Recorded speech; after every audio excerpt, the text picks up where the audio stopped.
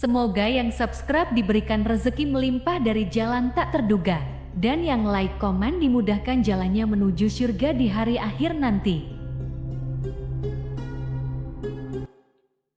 Nabi Sulaiman alaihi salam adalah manusia terkaya sepanjang sejarah kehidupan manusia di muka bumi.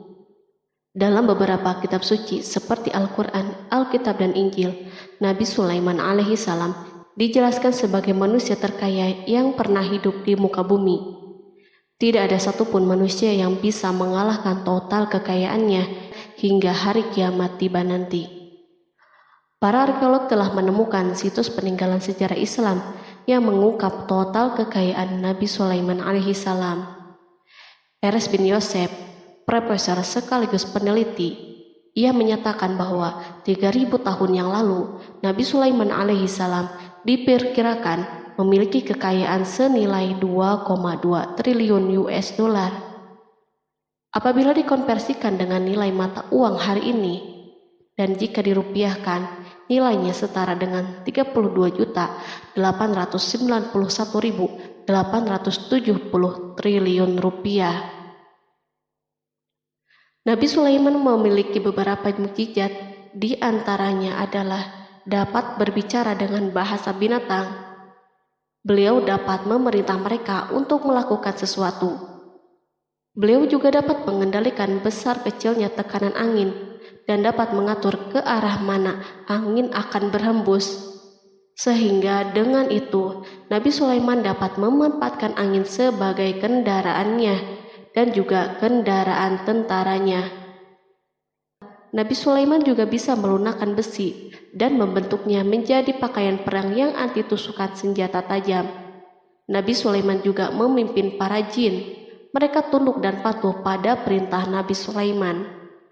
Tidak hanya itu, setan dan iblis laknatullah yang merupakan makhluk pembangkang dapat dibuat tunduk bertekuk lutut pada perintah-perintah Nabi Sulaiman. Nabi Sulaiman bisa melakukan teleportasi, yaitu berpindah dari suatu tempat ke tempat yang lain dalam waktu singkat. Peristiwa tersebut dibuktikan dengan pemindahan singgasana Ratu Balqis atas perintah Nabi Sulaiman. Nabi Sulaiman juga dikenal sebagai raja yang adil dan bijaksana. Nabi Sulaiman diberkahi kecerdasan yang luar biasa untuk menyatupadukan segenap kekuatan yang Allah berikan kepadanya. Ia mengelola dan membawa kerajaannya menjadi kekuatan raksasa yang tak terkalahkan di masanya dengan segenap kemampuan yang dimilikinya. Tentara Nabi Sulaiman adalah tentara terkuat di bumi tanpa ada yang menandinginya. Pertanyaan dasar yang muncul kali ini adalah dari mana sumber kekayaan dan kekuatan Nabi Sulaiman alaihi salam? Sebelum saya melanjutkan, mohon bantu channel ini untuk terus berkembang dengan cara subscribe dan nyalakan tanda loncengnya. Berikan komentar yang positif dan berikan like serta share video ini. Semoga semua itu menjadi nilai amal jariah karena telah membantu mensiarkan kisah-kisah Islam pada masyarakat Islam dan dunia. Bismillahirrahmanirrahim. Sungguh kami benar-benar telah menganugerahkan ilmu kepada Daud dan Sulaiman. Keduanya berkata, segala puji bagi Allah yang melebihkan kami dari kebaikan hamba-hambanya yang mukmin. Sulaiman telah mewarisi Daud dan dia berkata, wahai manusia, kami telah diajari untuk memahami bahasa burung dan kami dianugerahi segala sesuatu. Sesungguhnya semua ini benar-benar karunia yang nyata. Quran Surat An-Naml ayat 15-16. Nabi Sulaiman mewarisi Nabi Daud dalam sisi kenabian dan kekuasaan, bukan mewarisi harta, karena para nabi tidak mewariskan harta. Sepeninggalan mereka, harta para nabi menjadi sedekah bagi orang-orang yang ada di sekitar mereka, yaitu orang-orang fakir dan orang-orang yang membutuhkan. Allah telah memilihnya sebagai nabi dari kalangan Bani Israel. Begitu juga Allah telah memberinya kekuasaan kerajaan sehingga ia menjadi pemimpin Bani Israel. Barangkali sesuatu yang paling penting yang diwarisi oleh Nabi Sulaiman dari Nabi Daud adalah tradisi militer. Kemajuan militer yang dahsyat telah berpindah kepada Nabi Sulaiman. Nabi Daud sebenarnya adalah seorang penggembala kambing yang sangat miskin, tapi seiring dengan perjalanan waktu, ia menjadi komandan pasukan yang tiada tanding. Perubahan keadaan ini adalah sebagai bentuk ilham dari Allah Subhanahu wa Ta'ala dan sebagai dukungan darinya. Daud mengetahui bahwa kekuatan yang hakiki yang mengatur alam semesta adalah kekuatan Allah Subhanahu wa Ta'ala. Kehadiran Nabi Daud mengubah keadaan pasukan Bani Israel, di mana mereka sebelumnya lari jika berhadapan dengan musuh, maka kini keberadaan mereka mulai diperhitungkan. Di masa hidupnya, Daud mengalami peperangan yang sangat banyak, namun Al-Quran tidak menceritakan secara terperinci akan hal tersebut. Dan kami kuatkan kerajaannya. Quran Surat Shad ayat 20. Ayat tersebut berarti bahwa Daud belum pernah terkalahkan dalam peperangan yang diikutinya. Di samping dukungan yang Allah Subhanahu wa Ta'ala berikan kepada Daud, juga pasukannya dan rakyatnya, di mana mereka adalah orang-orang yang bertauhid dan menyerahkan diri kepada Allah Subhanahu wa Ta'ala.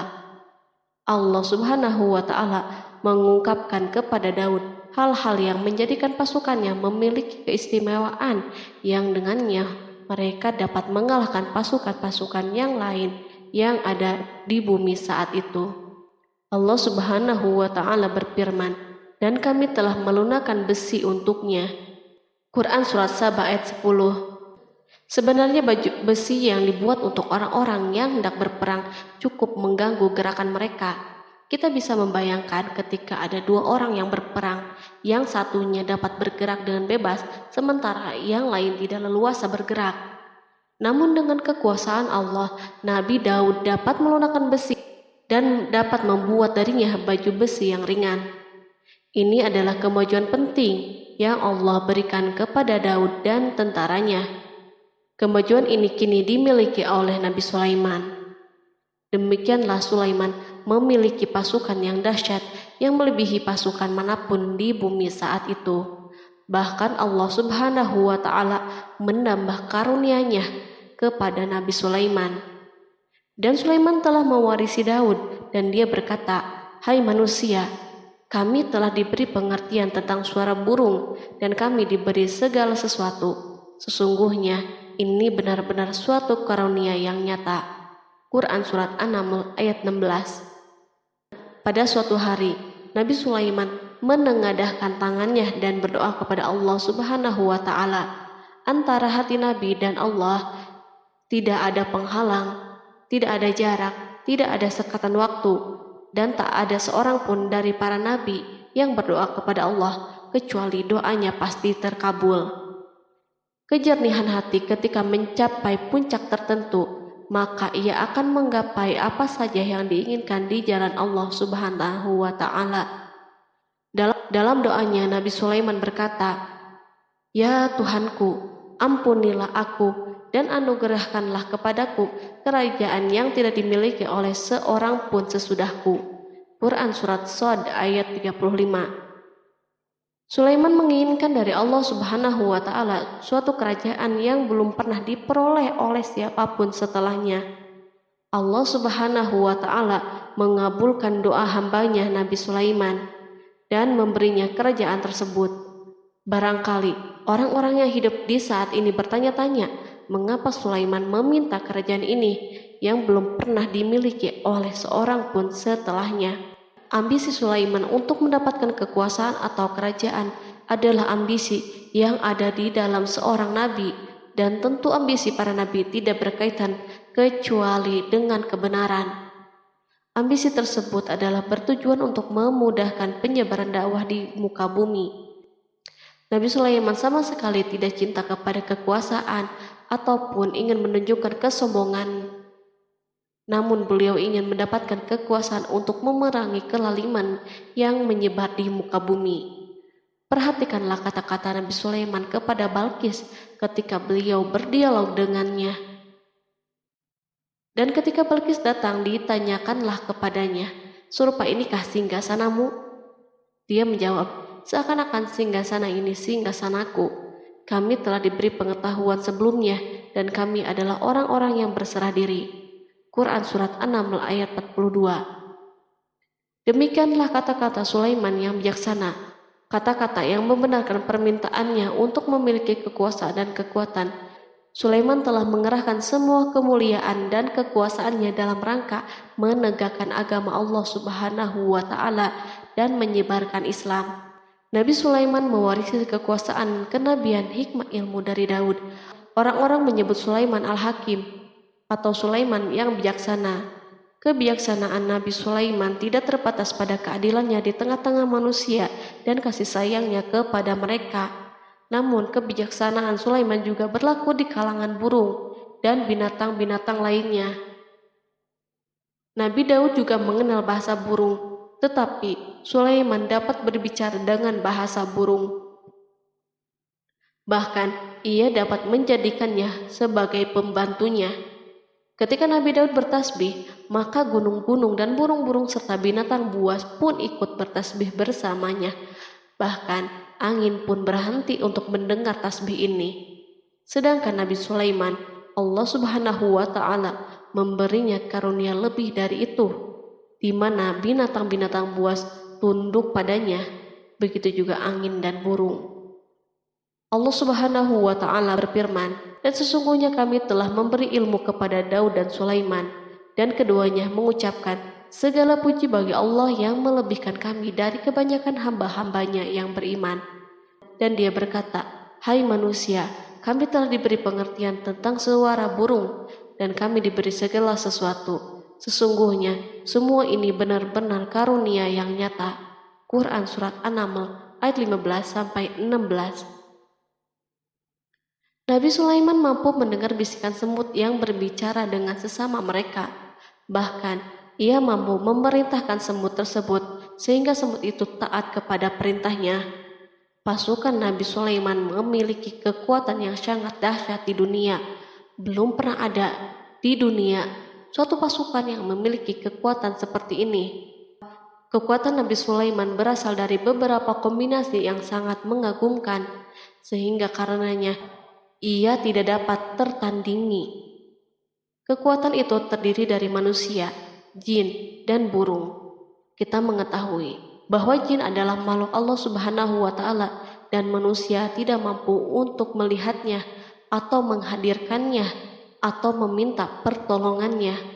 Sedangkan Sulaiman telah diberi Allah Subhanahu wa Ta'ala kemampuan untuk menundukkan jin.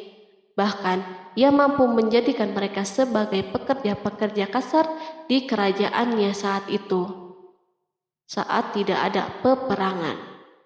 Ketika ada pasukan lain yang mencoba melawan pasukan ini, maka mustahil mereka akan merasakan kemenangan. Bahkan pasukan Sulaiman juga diperkuat oleh pasukan burung. Burung di pasukan Sulaiman memerankan tugas yang sangat penting, yaitu sebagai badan intelijen. Kita mengetahui bahwa peranan informasi saat peperangan sangatlah penting. Dari informasi tersebut, pasukan dapat mengetahui keadaan musuhnya. Demikianlah peranan burung pada pasukan Sulaiman. Ia terbang di tengah-tengah musuh, kemudian ia kembali kepada Sulaiman untuk menyampaikan berita tentang keadaan musuhnya. Di samping jin dan burung, Allah Subhanahu wa Ta'ala juga menundukkan angin untuk Sulaiman. Nabi Sulaiman dapat memerintahkan angin dan ia mampu menaiki angin bersama tentaranya. Pasukan Sulaiman juga terdiri dari pasukan udara pada saat di mana tak seorang pun memimpikan untuk terbang di udara. Barangkali mukjizat ini yang Allah Subhanahu wa Ta'ala berikan kepada Sulaiman menjadi sebab kejayaan militernya sehingga pasukannya tidak tertandingi. Allah Subhanahu wa Ta'ala berfirman, dan dihimpunkan kepada Sulaiman tentaranya dari jin, manusia, dan burung, lalu mereka diatur dengan tertib dalam barisan. Quran Surat An-Naml ayat 17.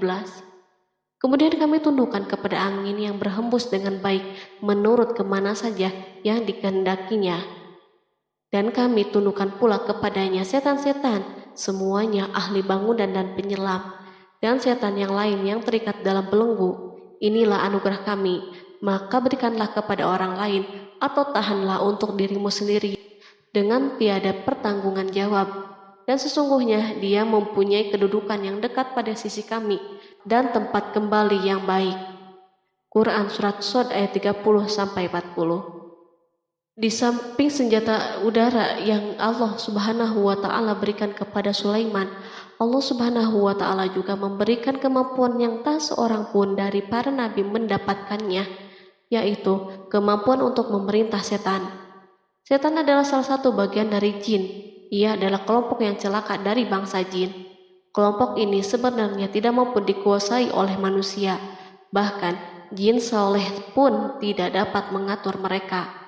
Adapun Sulaiman, Allah Subhanahu wa Ta'ala memberinya kekuasaan untuk menundukkan setan dan mempekerjakannya, bahkan mengikatnya dengan rantai serta menghukumnya jika menentang perintahnya.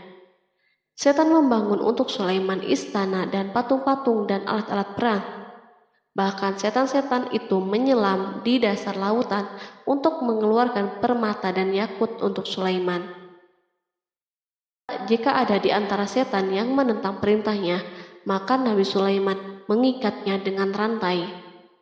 Ini semua menunjukkan kekayaan Sulaiman dan kekuasaannya, di mana ia mampu mengatur banyak makhluk di dunia.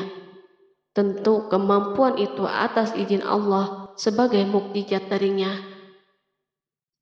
Allah Subhanahu wa Ta'ala berfirman, dan sebagian dari jin ada yang bekerja di hadapannya, di bawah kekuasaannya, dengan izin Tuhannya, dan siapa yang menyimpang di antara mereka dari perintah kami, maka kami rasakan kepadanya azab neraka yang apinya menyala-nyala.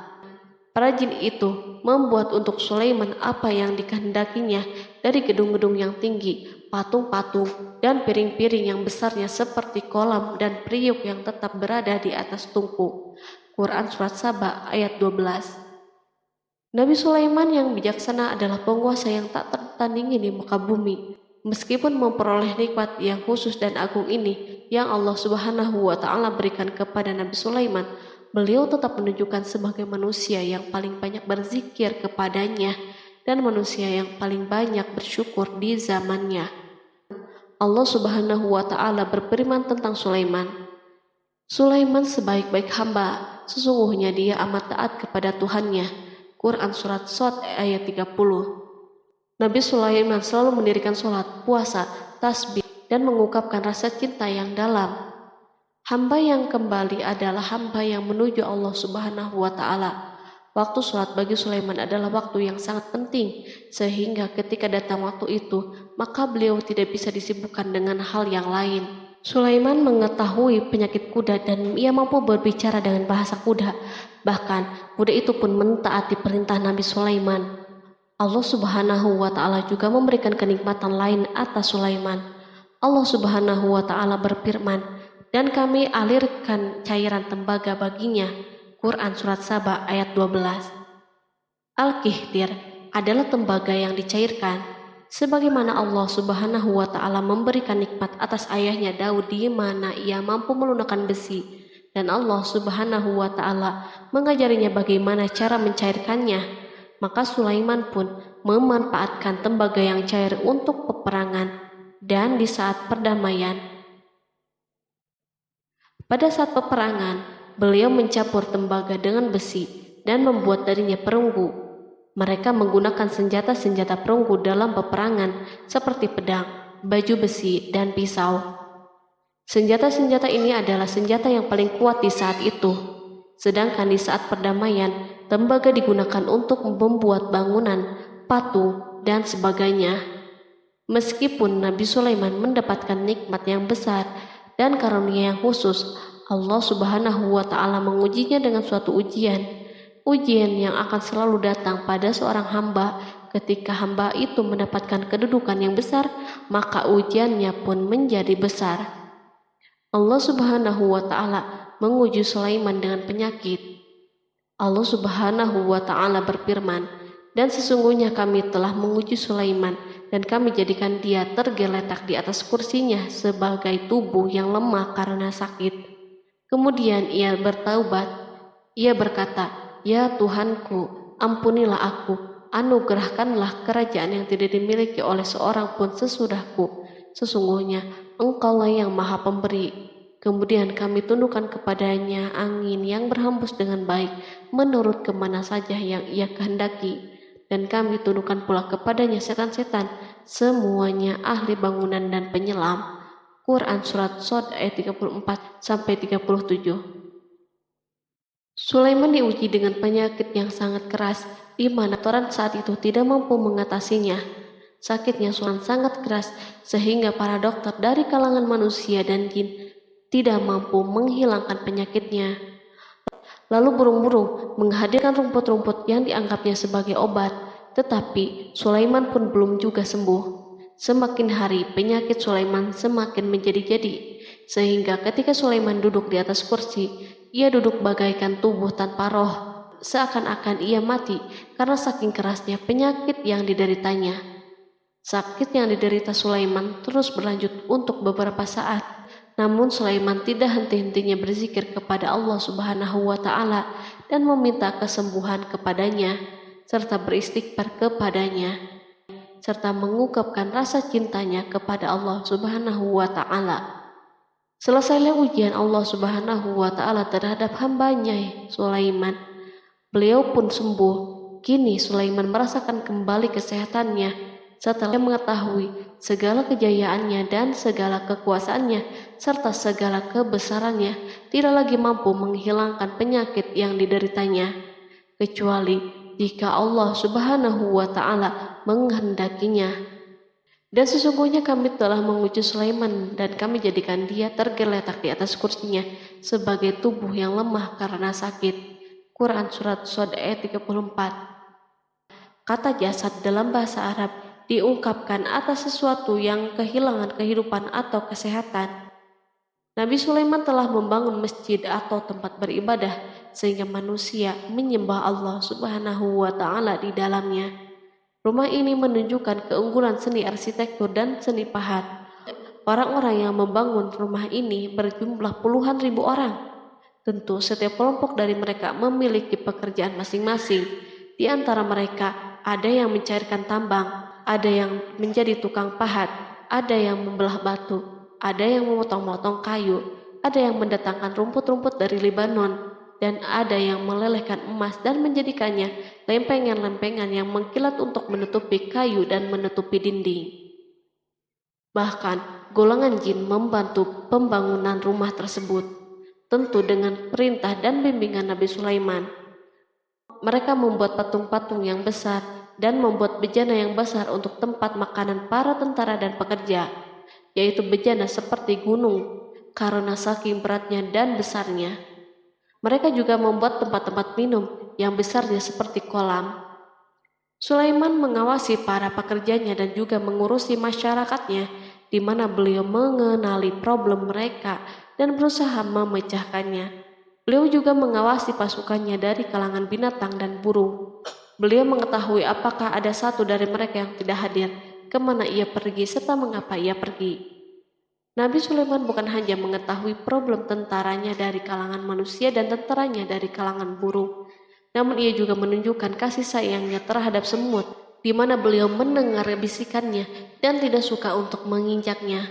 Pada suatu hari, ia berjalan di depan tentaranya dan tiba-tiba ia mendengar suara semut yang berkata kepada teman-temannya dari kalangan semut. Hingga apabila mereka sampai di lembah semut, berkatalah seekor semut, "Masuklah ke dalam sarang-sarangmu agar kamu tidak terinjak oleh Sulaiman dan tentaranya." Sedangkan mereka tidak menyadari. Maka dia tersenyum karena mendengar perkataan semut itu, dan ia berdoa, "Ya Tuhanku, berilah aku ilham untuk tetap mensyukuri nikmat-Mu yang telah Engkau anugerahkan kepadaku dan kepada kedua orang ibu dan bapakku, dan untuk mengerjakan amal soleh yang Engkau ridhoi, dan masukkanlah aku dengan rahmat-Mu ke dalam golongan hamba-hamba-Mu yang soleh." Quran Surat An-Naml ayat 18-19. Sulaiman mendengarkan pembicaraan semut itu, lalu beliau tersenyum karena mendengar pembicaraannya. Apa yang dibayangkan oleh semut kecil itu? Meskipun Sulaiman mendapatkan kekuasaan dan memiliki tentara yang besar, namun beliau menunjukkan kasih sayang terhadap semut. Beliau mendengar bisikannya dan melihat semut yang ada di depannya. Oleh karena itu, tidak mungkin baginya untuk menginjaknya. Sulaiman bersyukur kepada Allah Subhanahu wa Ta'ala yang telah memberinya nikmat, yaitu nikmat rahmat dan nikmat kasih sayang. Di samping itu, Sulaiman orang yang paling kaya di dunia, di mana istananya terbuat dari kayu-kayu gaharu yang memiliki bau yang harum, dan istananya terbuat dari emas dan terkadang dari kristal. Beliau juga memiliki kursi besar yang dibuat dari emas dan permata. Istana Sulaiman merupakan istana yang paling besar di dunia. Sulaiman menggunakan pakaian dari emas dan permata. Meskipun demikian, Sulaiman tetap menunjukkan sebagai hamba yang berserah diri dan rendah diri kepada Allah Subhanahu wa Ta'ala dan kepada manusia. Nabi Sulaiman yang merendahkan dirinya di hadapan Allah, dan ia selalu sujud kepada Allah sebagaimana ayahnya yang selalu bertasbih kepada Allah. Sulaiman selalu melantunkan lagu-lagu cinta ilahi dan hanya memuji Allah Subhanahu wa Ta'ala. Pada suatu hari, Nabi Sulaiman mengeluarkan perintahnya kepada pasukan untuk bersiap-siap. Sulaiman keluar memeriksa pasukannya satu demi satu. Pasukannya diteliti. Kelompok yang pertama adalah kelompok manusia. Sulaiman memerintahkan kesiapan mereka. Lalu Sulaiman mengeluarkan perintah-perintahnya. Kemudian Sulaiman memerintah kelompok jin dan menyampaikan perintah-perintahnya. Beliau memenjarakan jin yang tampak bermalas-malasan saat bekerja. Lalu ia memeriksa binatang dan berkata pada mereka, apakah mereka sudah makan dengan baik dan tidur dengan nyenyak? Apakah ada yang mengadu kepadanya, misal karena penyediaan makanan yang tidak layak? Apakah di sana ada yang sakit dan sebagainya? Ketika Sulaiman merasa puas dengan semuanya, Sulaiman memasuki tenda tempat berkumpulnya burung. Belum lama, Sulaiman memasuki tenda tersebut dan mengamati keadaan di sekitarnya, sehingga ia mengetahui burung yang tidak hadir yaitu hudhud. Dan dia memeriksa burung-burung lalu berkata, mengapa aku lihat hudhud? Quran Surat An-Naml ayat 20. Burung-burung yang lain tampak terdiam sebagai tanda penghormatan dan akan mendengarkan apa yang akan dikatakan pemimpin mereka Sulaiman. Beliau mengarahkan pandangannya kepada semua burung dan tidak menemukan hudhud di antara mereka. Tak seekor burung pun yang mengetahui keberadaannya. Sulaiman mulai menampakkan kemarahannya. Apakah dia termasuk yang tidak hadir? Quran Surat An-Naml ayat 20. Tiba-tiba seekor burung kecil memberanikan diri untuk berkata kepada Sulaiman, wahai Nabi yang mulia, seharusnya hudhud ada bersamaku kemarin untuk melaksanakan tugas penyelidikan. Ia adalah pemimpin misi itu, namun hudhud belum datang. Oleh karena itu, aku tidak pergi bersamanya. Burung itu tampak gemetar ketakutan. Sulaiman mengetahui bahwa hudhud tidak hadir dan tak seorang pun mengetahui kepergiannya. Hudhud pergi tanpa terlebih dahulu meminta izin kepada Sulaiman dan tidak memberitahu di mana keberadaannya. Dalam keadaan marah, Sulaiman berkata, sesungguhnya aku benar-benar akan mengazabnya dengan azab yang keras atau benar-benar menyembelihnya, kecuali ia benar-benar datang kepadaku dengan alasan yang jelas. Quran Surat An-Naml ayat 21. Kawanan burung mengetahui bahwa Sulaiman sedang marah dan telah menetapkan untuk menyembelihnya atau justru memaafkannya dengan syarat ia datang dengan membawa alasan yang dapat menyelamatkannya. Atau dengan kata lain, hudhud dapat memastikan bahwa ia melaksanakan tugas yang penting. Sulaiman menunjukkan kemarahan yang besar sehingga siapapun akan merasa takut ketika melihat Sulaiman marah. Meskipun beliau terkenal dengan kasih sayangnya, namun kemarahannya karena membela kebenaran. Kemudian beliau dapat melaksanakan ancamannya dengan cara yang mudah. Seekor burung tampak gemetar ketakutan melihat kemarahan Sulaiman. Lalu beliau mengeluarkan tangannya ke burung itu dan memegang-megang kepalanya, sehingga burung itu pun merasa tenang dan rasa takutnya hilang. Sulaiman pergi dari tenda burung itu dan menuju istananya. Sulaiman masih memikirkan keadaan hudhud. Seharusnya hudhud menjadi bagian penting dari badan intelijen. Apakah ia pergi untuk menyingkap sesuatu, atau apakah ia pergi hanya untuk bermain-main? Sulaiman telah memperhatikan dan mengetahui bahwa Hudhud adalah seekor burung yang cerdik dan juga fasih berbicara. Terkadang Sulaiman mendapati Hudhud sedang bermain-main dan menunda pekerjaannya. Sulaiman melihatnya dan Hudhud memahami bahwa ini tidak benar, sebab ia tidak boleh mencampur adukan antara waktu serius dan waktu bermain. Akhirnya, tidak lama setelah kepergiannya, Hudhud tiba di tenda burung. Burung-burung yang lain berkata kepadanya, "Pergilah engkau ke tempat tuan kita Sulaiman. Jika ia mengetahui bahwa engkau telah sampai, maka jiwamu benar-benar terancam." Hudhud terbang dan menemui Sulaiman. Pada waktu itu, Sulaiman sedang berdiri dan telah menetapkan untuk memulai pembicaraan dengan. Pada waktu itu, beliau sedang duduk sambil makan. Hudhud berdiri dan telah menetapkan untuk memulai pembicaraan dengan Sulaiman sebelum beliau bertanya kepadanya kemana ia pergi. Ini sebagai bukti bahwa ia melaksanakan tugas penting. Lalu ia berkata, "Aku telah mengetahui sesuatu yang kamu belum mengetahuinya, dan kubawa kepadamu dari negeri Sabah suatu berita penting yang diyakini." Quran Surat An-Naml ayat 22. Aku adalah Hudhud yang miskin, tapi aku mengetahui apa yang tidak engkau ketahui. Dan aku telah datang kepadamu dari kerajaan Sabah dengan membawa berita yang sangat penting. Sulaiman tampak terdiam dan menunggu Hudhud menyelesaikan pembicaraannya. Hudhud mengemukakan perkataan yang sering disampaikan Sulaiman kepada manusia dan burung. "Sesungguhnya aku menjumpai seorang wanita yang memerintah mereka, dan dia dianugerahi segala sesuatu, serta mempunyai singgasana yang besar.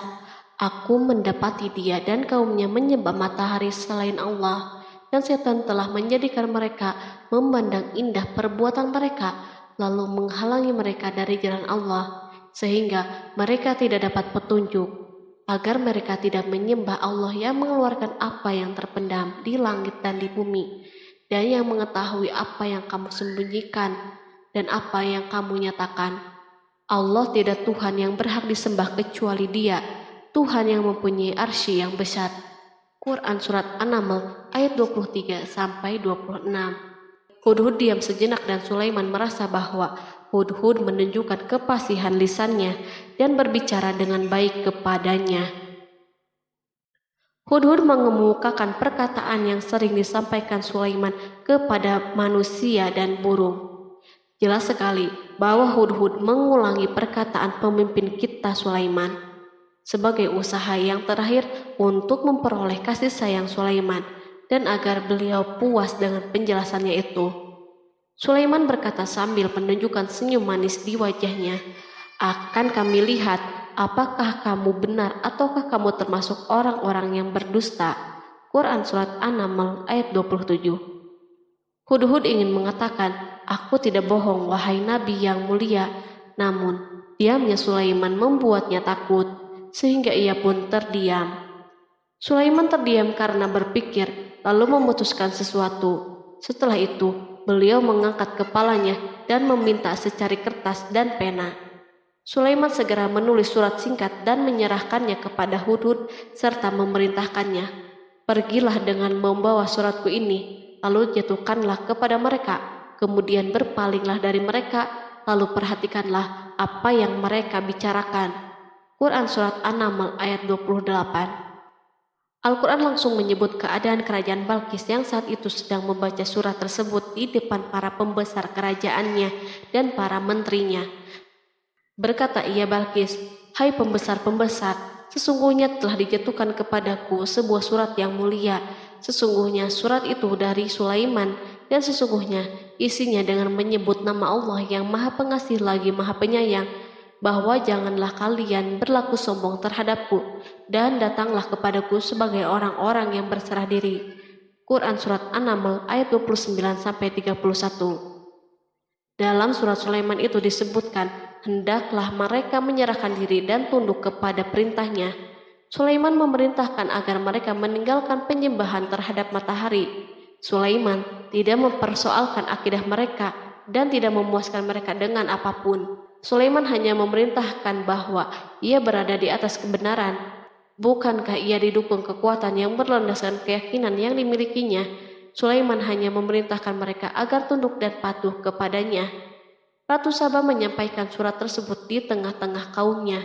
Berkata dia, Balkis, "Hai putra para pembesar, berilah aku pertimbangan dalam urusanku ini. Aku tidak pernah memutuskan sesuatu persoalan sebelum kamu berada di majelisku."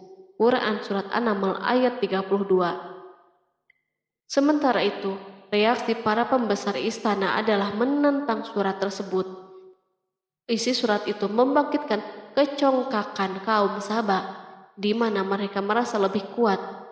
Mereka mengetahui bahwa di sana ada orang yang mencoba menantang mereka dan mengisyaratkan peperangan kepada mereka. Lalu ia meminta kepada mereka untuk memenuhi syarat-syaratnya sebelum terjadinya peperangan dan kekalahan. Mereka menjawab, "Kita adalah orang-orang yang memiliki kekuatan dan juga memiliki keberanian yang sangat dalam peperangan, dan keputusan berada di tanganmu. Maka pertimbangkanlah apa yang akan kamu perintahkan." Quran Surat An-Naml ayat 33. Para pembesar kaumnya ingin berkata, "Kita siap untuk melaksanakan peperangan." Tampaknya ratu memiliki kebijakan yang lebih baik daripada pembesar kaumnya. Surat Sulaiman itu membuatnya berpikir lebih jernih dan hati-hati. Ia berusaha sebisa mungkin menghindari peperangan. Ratu itu berpikir dalam tempo yang lama. Nama Sulaiman tidak diketahuinya, dan ia pun belum pernah mendengarnya. Oleh karena itu, ratu tidak mengetahui kekuatannya. Boleh jadi Sulaiman memiliki kekuatan yang dahsyat sehingga mampu memerangi kekuasaannya dan mengalahkannya. Kemudian ratu memperhatikan apa yang ada di sekelilingnya. Ia melihat kemajuan masyarakatnya dan kejayaannya. Barangkali ia mengira bahwa Sulaiman iri terhadap kemajuan dan kekayaan ini, sehingga Sulaiman ingin menyerangnya. Setelah mempertimbangkan isi surat Sulaiman dengan cermat, Ratu Saba memilih untuk tidak bersikap ceroboh. Ratu itu lebih suka untuk menggunakan bahasa-bahasa kelembutan. Ia mengirim kepada Sulaiman suatu hadiah yang besar. Ratu mengira bahwa Sulaiman seorang yang ambisius, yang boleh jadi ia telah mendengar tentang kekayaan kerajaannya. Para utusan pergi dengan membawa hadiah dari Ratu Saba. Ratu berharap agar mereka dapat memasuki kerajaan Sulaiman dan akan mengetahui kondisi kerajaannya. Saat mereka pulang, Ratu ingin mendengar secara langsung dari mereka tentang keadaan kaum Sulaiman dan pasukannya. Setelah mendapatkan informasi yang cukup, maka Ratu dapat membuat suatu keputusan yang tepat. Ratu menyembunyikan apa yang terlintas dalam dirinya, lalu ia berbicara kepada pembesar istananya bahwa ia dapat menyingkap niat jahat Raja Sulaiman melalui cara mengirimkan hadiah kepadanya. Ratu lebih memilih cara tersebut dan menunggu reaksi Sulaiman. Ratu berhasil memuaskan para pembesar istananya dan untuk sementara menghilangkan ide untuk berperang. Karena para raja jika menyerang suatu desa, maka pemimpin desa tersebut adalah orang yang paling banyak mendapatkan kehinaan dan cercaan. Akhirnya para pembesar kaumnya merasa puas dengan pikirannya itu.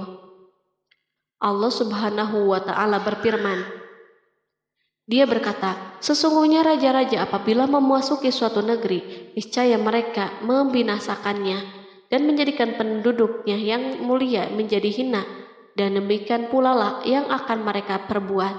Dan sesungguhnya aku akan mengirim utusan kepada mereka dengan membawa hadiah, dan aku akan menunggu apa yang akan dibawa kembali oleh utusan-utusan itu." Quran Surat An-Naml ayat 34-35. Kemudian sampailah hadiah Ratu Balkis kepada Nabi Sulaiman. Para badan intelijennya memberitahunya bahwa para utusan Balkis datang dengan membawa hadiah.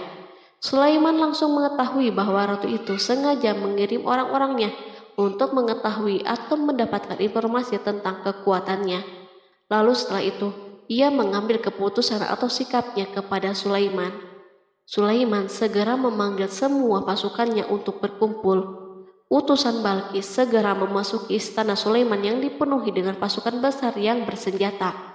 Tiba-tiba, utusan Balkis tampak tercengang ketika melihat kekayaan mereka dan harta mereka yang tidak ada apa-apanya dibandingkan dengan kerajaan Sulaiman.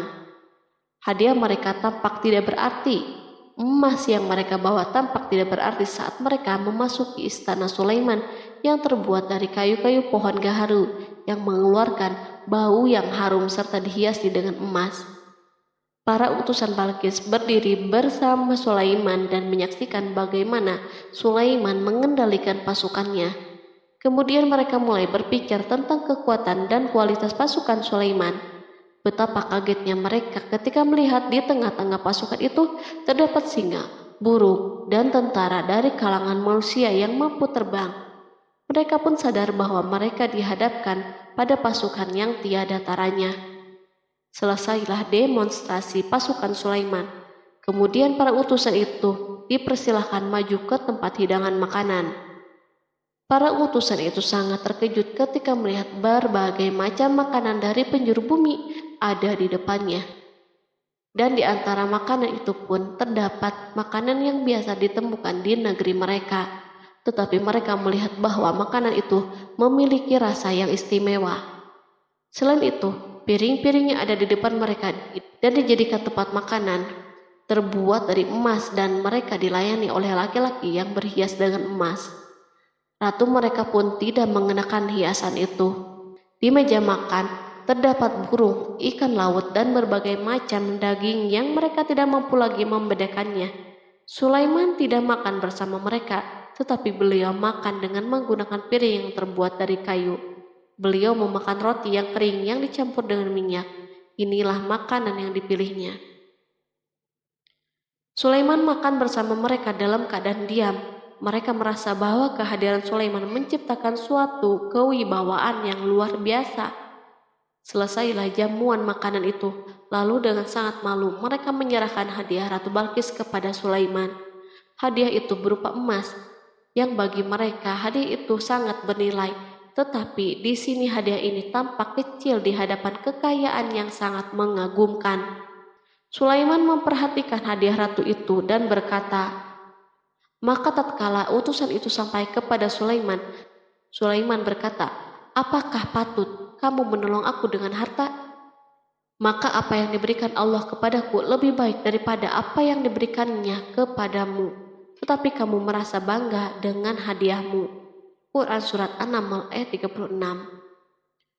Raja Sulaiman menyingkap dengan kata-katanya yang singkat itu penolakannya terhadap hadiah mereka. Ia memberitahu utusan itu bahwa ia tidak menerima hadiah tersebut. Ia tidak merasa puas dengan hadiah itu. Yang membuatnya puas hanya, janganlah kalian berlaku sombong terhadapku dan datanglah kepadaku sebagai orang-orang yang berserah diri.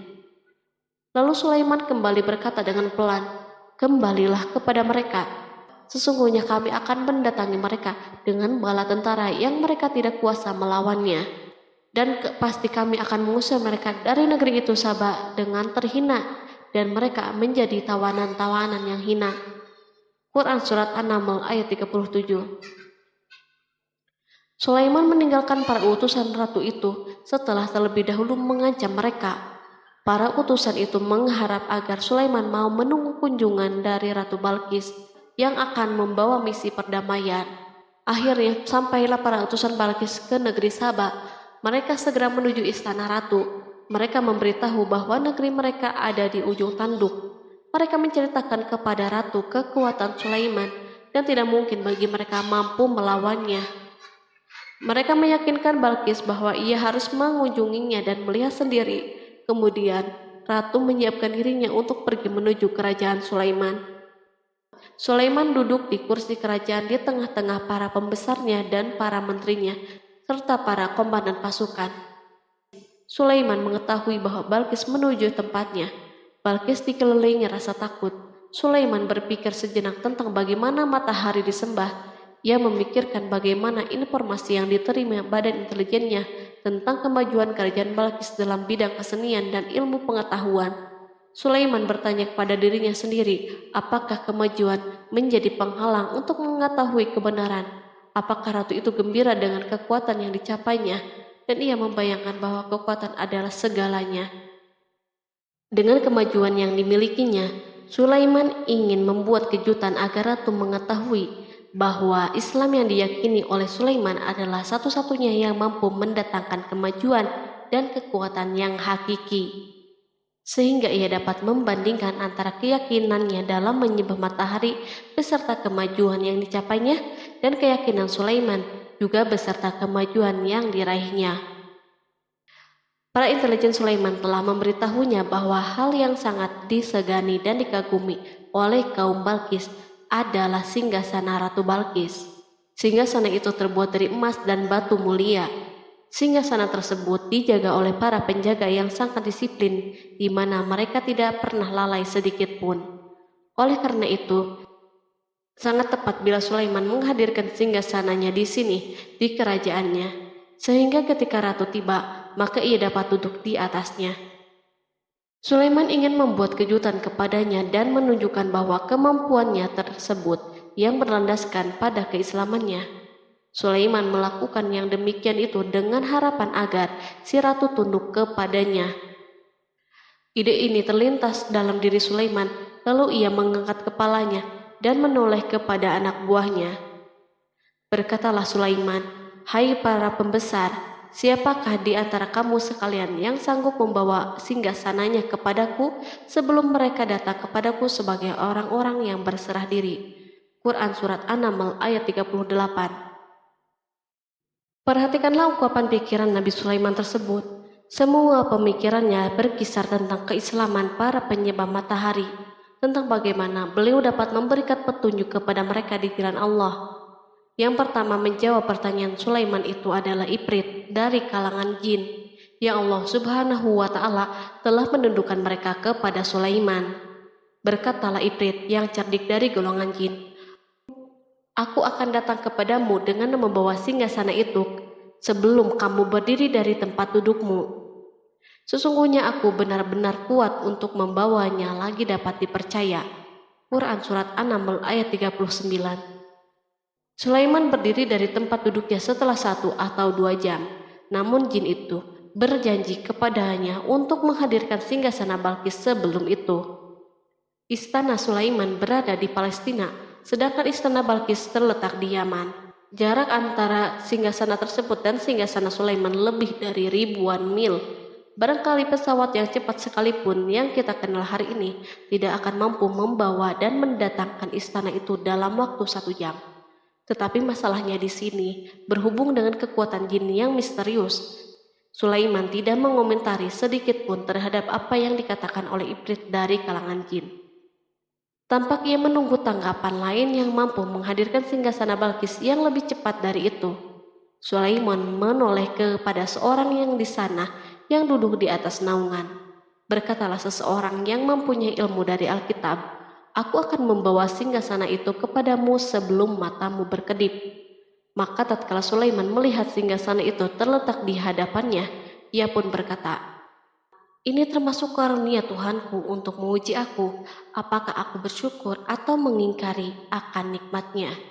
Dan barang siapa yang bersyukur, maka sesungguhnya dia bersyukur untuk kebaikan dirinya sendiri. Dan barang siapa yang ingkar, maka sesungguhnya Tuhanku maha kaya lagi maha mulia." Quran Surat An-Naml ayat 40. Belum lama, seorang yang mempunyai ilmu dari Alkitab menyatakan kalimatnya, sehingga singgasana itu berada di depan Sulaiman. Ia mampu menghadirkan singgasana itu lebih cepat dari kedipan mata, ketika mata itu tertutup dan terbuka. Al-Quranul Karim tidak menyikap kepribadian seorang yang menghadirkan singgasana itu. Al-Quran hanya menggarisbawahi bahwa orang itu mempunyai ilmu dari Alkitab. Al-Quran tidak menjelaskan kepada kita apakah ia seorang malaikat ataukah manusia ataukah jin. Perhatikanlah tindakan Sulaiman setelah adanya mukjizat ini. Beliau tidak merasa kagum terhadap kemampuannya yang luar biasa. Beliau tidak tercengang dengan kekuatannya.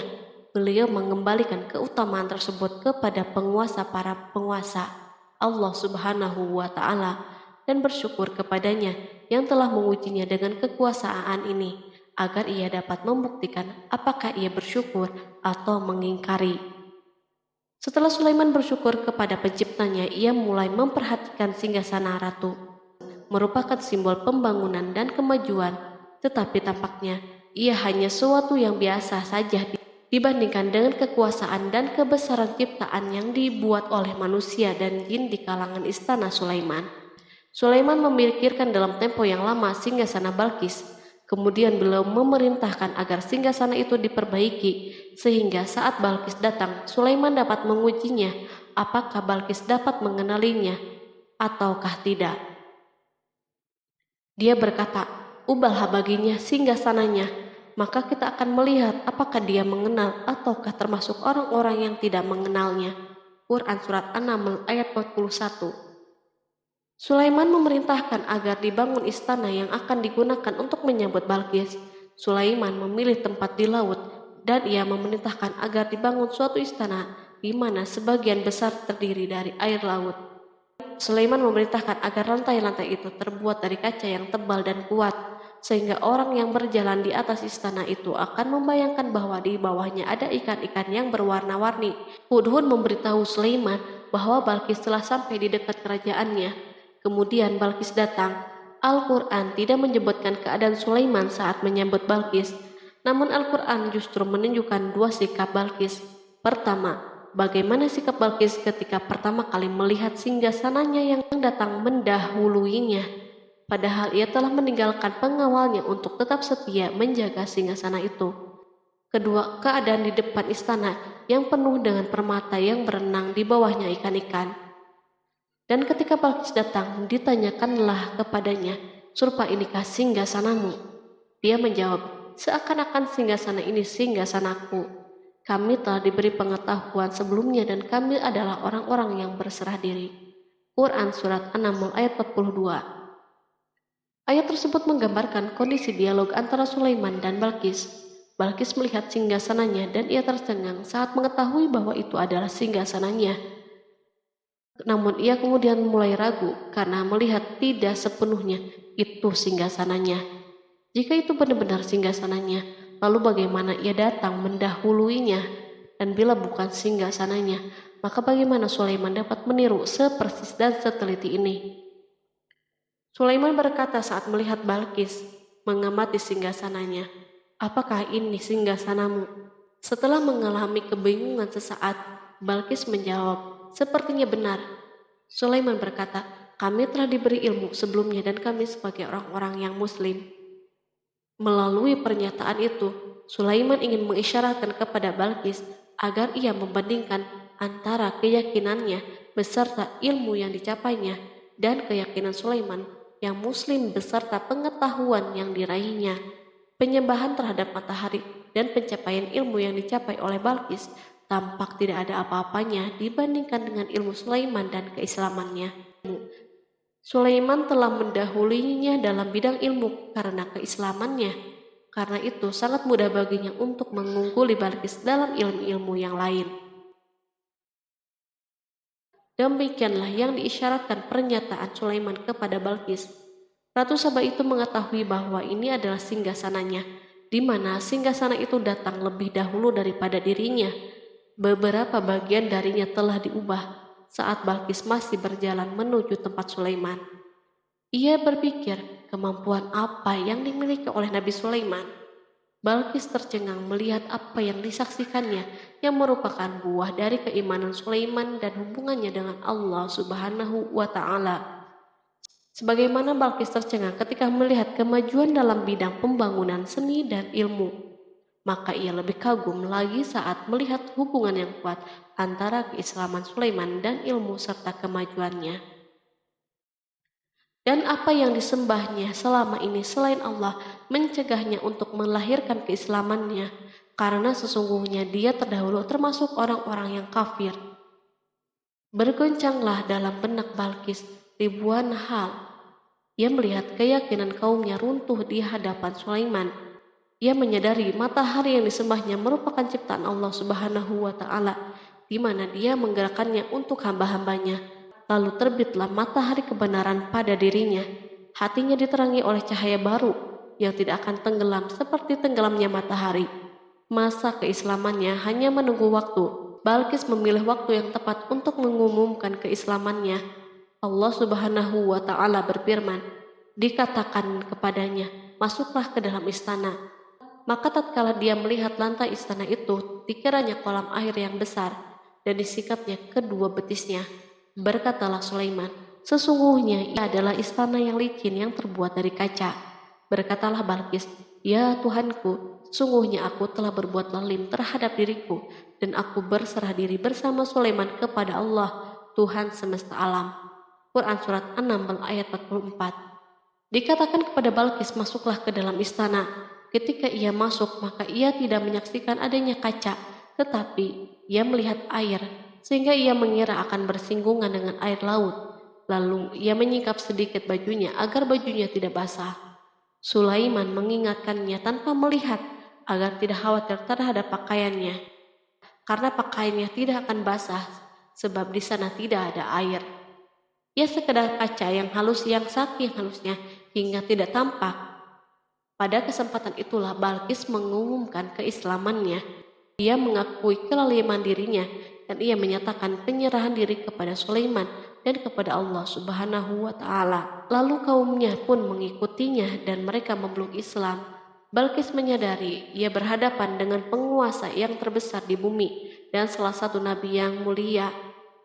Untuk pertama kalinya wajah Sulaiman dihiasi dengan senyuman yang menunjukkan kepuasannya sejak Balqis mengunjunginya.